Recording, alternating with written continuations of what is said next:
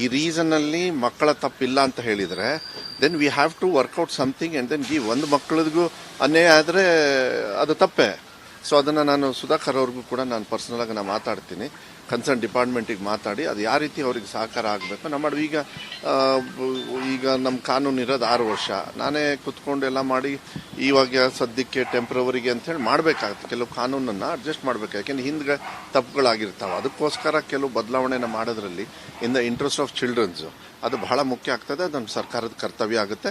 ಅದು ಇದರಲ್ಲಿ 2 ಭಾಗ. ಒಂದು ಮಕ್ಕಳದ್ದು ಪ್ರಶ್ನೆ ಕೇಳಿದರೆ ಅದೊಂದು ಅವ್ರಿಗೆ ಯಾವ ರೀತಿ ಸಹಕಾರ ಮಾಡೋಕ್ಕಾಗುತ್ತೆ.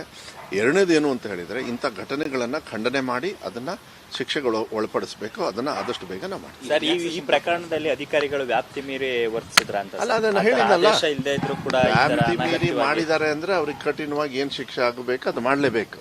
ನಾನು ಹೇಳ್ತಾ ಇದ್ದೀನಿ, ಯಾಕೆಂದ್ರೆ ಎಲ್ಲದಕ್ಕೂ ನಮ್ಮ ದೇಶದೊಳಗೆ ಕಾನೂನಿದೆ, ನಮ್ಮ ರಾಜ್ಯದಲ್ಲಿ ಕಾನೂನಿದೆ.